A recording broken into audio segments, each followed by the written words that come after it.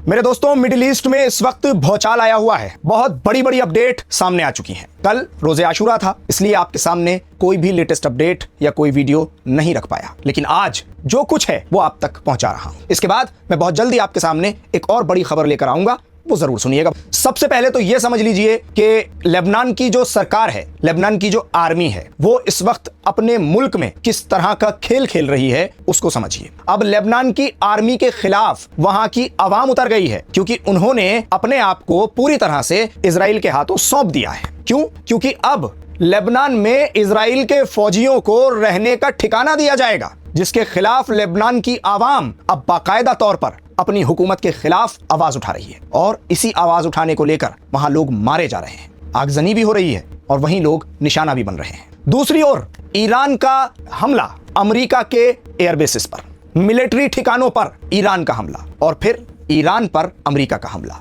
अब आप मुझसे पूछेंगे कि आप तो डील की खबर दे रहे थे, फिर ये क्या हुआ? तो अब मैं आपसे ये कहना चाहूंगा कि आप मेरा सबसे पुराना एक वीडियो उठाकर देखिए, जो इसी दौरान उस वक्त बनाया गया था कि जब ये डील हो रही थी। तब मैंने कहा था कि अमेरिका और इजराइल पर भरोसा नहीं किया जा सकता, और वही बात आज फिर दोहरा रहा हूं। डील की बातें हो रही हैं, MOU साइन किए जा रहे हैं, लेकिन उसी बीच अमेरिका लगातार ईरान को धमकी दे रहा था, और अमेरिका तब तक ऐसा करता रहेगा जब तक ईरान का पूरा कंट्रोल हुर्मुज पर है। समझिए बात को, ये सारी कड़ी जो जुड़ी हुई है, ये है स्ट्रेट ऑफ हुर्मुज की कहानी। जब तक ईरान अपना होल्ड नहीं छोड़ेगा, तब तक अमेरिका इसी तरह की हरकतें करता रहेगा। कभी बातचीत में उलझाएगा, फिर हमला कर देगा, कभी इजराइल से लेबनान पर लगातार हमले कराएगा, और कहा यह जाएगा कि देखो देखो, हमने तो MOU में पहली शर्त जो थी उस पर इजराइल को रोकने की कोशिश की, लेकिन वो नहीं माना। ये सारी बातें होंगी, मगर अमेरिका का मेन मकसद है अपना कंट्रोल दिखाना,